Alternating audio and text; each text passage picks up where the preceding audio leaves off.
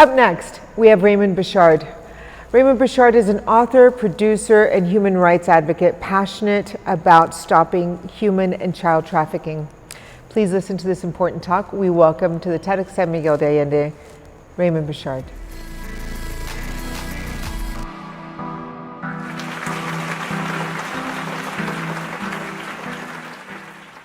This is a story about the end of the world.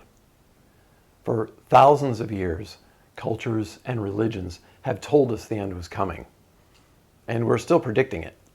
But now joined by apocalyptic-based news and entertainment industries that increasingly profit by showing us all the ways the world will end through movies and television, books, and video games, or just by showing us what's happening in the real world. Now, for over 20 years, I've investigated human trafficking across the globe. And in that time, and collaborating with others, we found an enormous amount of child abuse images on Facebook. Now think of it, for the first time in history, pedophiles didn't need to hide what they were doing. Across language barriers, across borders, across the world, these people were gathering on Facebook, validating each other, enabling each other, and trading images and videos of children being attacked, which is all a form of human trafficking. Now, in reporting all this to law enforcement, I had a front row seat. And because of this work, I've seen the end of the world for thousands of children through images of destroyed lives. Images that I have to live with. So I decided to do something, because I think the end of the world, especially the world of children, is really something we should avoid. So whether through theological forecasts from long ago, or through the new religions of electronic entertainment, we've taken the stories of the end of the world and gobbled them up like a chocolate eclair. And in the past 70 years or so, for the first time, we can make it happen. We don't need a deity. We don't need aliens or another comet. With nuclear or bioweapons, the choice to end the world is ours. And like never before, this Armageddon option is on the table as a viable solution to resolving conflict. Imagine how living in that shadow of death has made all our other conflicts pale in comparison. Imagine what that has done to our humanity, to our global village of ideas and innovation. With the world ending, why should we seek resolution? Why should we cooperate with each other? Why should we collaborate or compromise or show compassion? If it weren't for a few glimmers of hope, it seems we've simply given up and turned our backs on the better angels of our nature. It's clear we live in a culture of conflict, led by the Adversarial Industrial Complex, that profits from a violent culture that no longer seeks solutions to the enormous challenges facing us. This new industry, built on all forms of conflict, seeks to continually increase the shouting, the fighting, and the arguing. It's a cacophony of conflict that gets higher ratings and more votes, makes more money, creates more followers, and most of all, makes us feel really good when we get into an endless argument on social media. And that's when we completely lose our motivation for coming to agreement. Through every form of communication, the adversarial industrial complex produces bitter conflict at higher levels all the time with no end. It's like an addiction. And we, the addicts, always need a bigger dose to feel satisfied. These cultural conglomerates are always there, like our eager dealers, doling out a stronger fix every hour of the day. And like the global heroin supply, the conflict drug is more addictive today than ever before. But conflict is a corruption of ideas. It pollutes the imagination. It bypasses kindness, igniting flames of hatred, intolerance, and violence. Within seconds of experiencing conflict, The stress it brings releases adrenaline and cortisol into your body as if you were actually in danger. And this isn't new. It's mostly a defense mechanism and survival mechanism.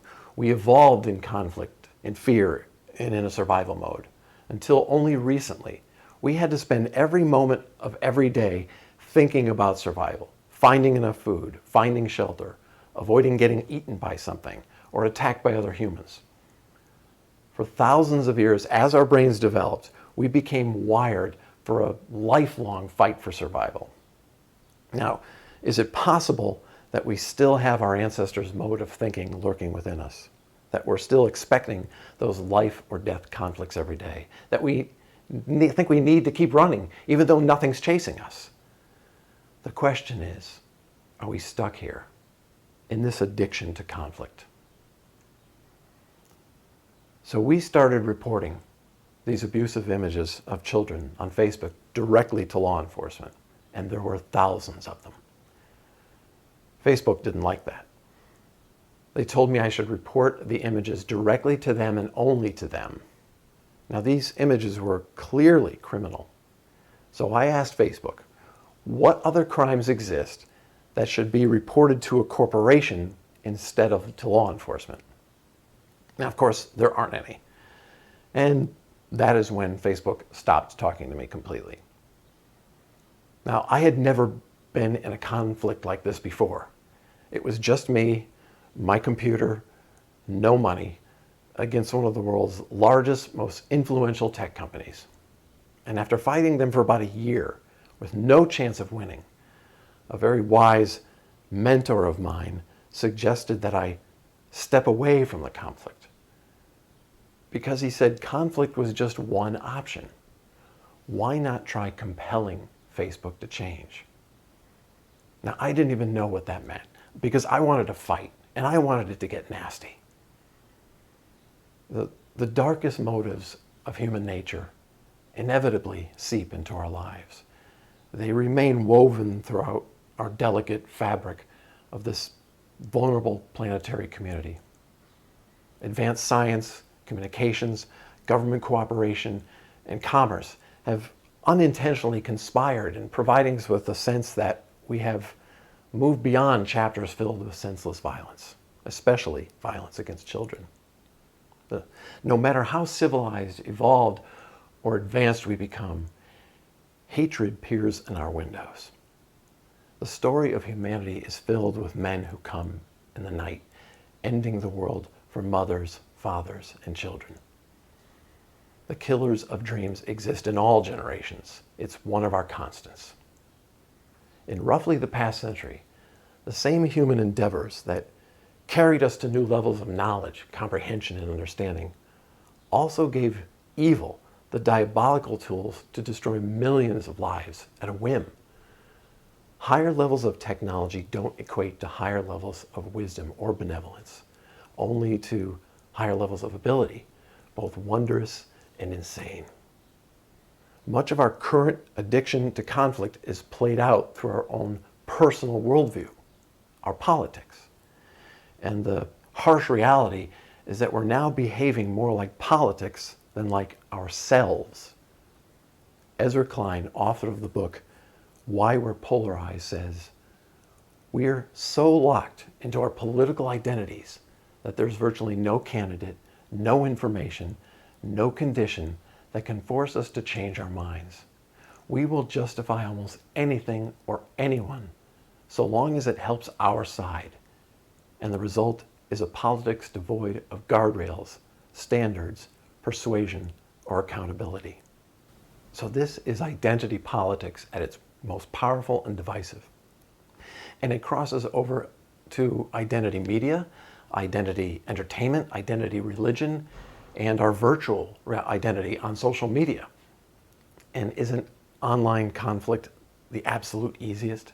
It has no consequences. Not many of us would take some of the harsh things we say and post online and say them to someone in person. Our culture of conflict glorifies the act of destroying the very people whose cooperation we need. The act of calling for reconciliation, conflict resolution, problem solving, and collaboration has become an absurdity. We label those who compromise in order to find the best solutions as weak and as traitors. If they don't agree with us 100% all the time, then they are the enemy and the cause of all our problems. No matter what they say or do, no matter what solutions they may bring, none of it matters. The only acceptable solution is their eradication. But all this doesn't mean that we're stuck in one position. Ezra Klein asks, aren't we better than this? We have the freedom to choose, don't we? We can go in any direction we want and to make every choice out of compassion instead of conflict. So in time, I put aside the idea of fighting Facebook and searched for something that would compel them to take action and get rid of child abuse on their site. So to protect these children, I decided to imagine compassion. And in that imagining, I began to think of the children first, the children in danger. I imagined giving them a voice and telling their stories of how they see the world. My conflict with Facebook became a campaign led by compassion for children. And that made all the difference. By leading with compassion, I realized I needed to build an alliance with other people who may not agree with me on everything, but who cared about saving children. This idea would use technology and a message of compassion to rally people from around the world and compel Facebook to shield these kids from predators. After reporting my findings on causes.com, I very quickly gained 100,000 followers, then 500,000. And eventually to this point, where we now have over 1.5 million people in over 100 countries demanding that Facebook protect children, with over 400,000 signatures on a petition to Mark Zuckerberg. Now with that, Facebook has implemented new software and AI tools to locate and remove these images. They've hired thousands of moderators to scour postings and reports, probably the worst and most psychologically damaging job in all of the tech sector. And they now have Facebook liaisons with local law enforcement in offices around the world. They also established a way for law enforcement to quickly gain access to information when a child is in danger or suspected of being exploited. Now, this isn't to say that Facebook has solved the problem. They haven't. There's much more that can be done. But they've started because we compelled them to start. Now, on the momentum of what we did with Facebook, I wanted to address another injustice. Escort advertisements in the Tribune Company's advocate newspapers in Connecticut were proven by the U.S. Department of Justice to be selling human trafficking victims. Owned by the United States' oldest newspaper, these ads ran openly for decades and were a huge source of income for the publishers. And for 5 years, I argued with them to end these ads. I even showed them similar ads that they had run announcing awards for the return of runaway slaves over 2 centuries ago, both ads promoting slavery. The publishers wouldn't budge. Again, it wasn't a fight I could win. I had to imagine a different way, one that led with compassion for those being sold for sex in the 21st century. So I approached some of our lawmakers and explained the problem in the context of human rights. I wrote legislation that would make the publishers accountable if young people were found to be advertised in these listings. It was a team effort. It took a lot of work, but my idea eventually became law. And 1 week after the law went into effect, the paper stopped running the ads. And within a year, the paper ceased publication altogether. Now imagine this. There are ways to win without fighting, without conflict. In every moment, there is the possibility of a better future, but we get caught up and we won't do what's necessary to make it a reality because the future doesn't ask anything of us today. So I'm going to ask you. In a moment, close your eyes for just 5 seconds and imagine I've handed you a magic wand. And when you do that, imagine you could take your magic wand and change just one thing in the world. What would it be? Just 5 seconds. Imagine the first thing that comes to mind now.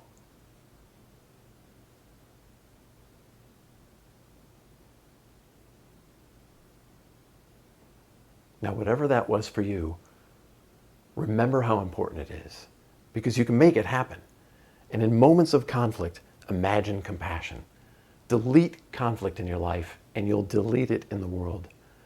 We live in a continually evolving era in which everyone can be heard and make an extraordinary change if they build collaboration with anyone who wants to help. Don't conflict or compete. Just compel with compassion.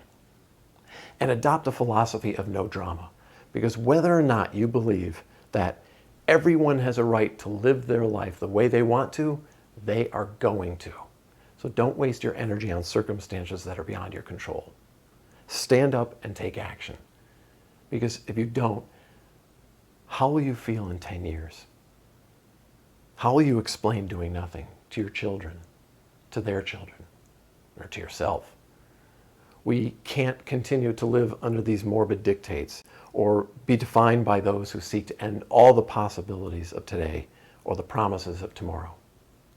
Instead, we can reject the fear and hatred of our enemies. In the face of all threats, you have the opportunity to engage with activists on the ground level and become an activist, whatever that means to you, all on your own. We need the change you will bring to the world. So you have a decision to make. Give into the fear and malevolence thrust upon you, or devote yourself to compassion.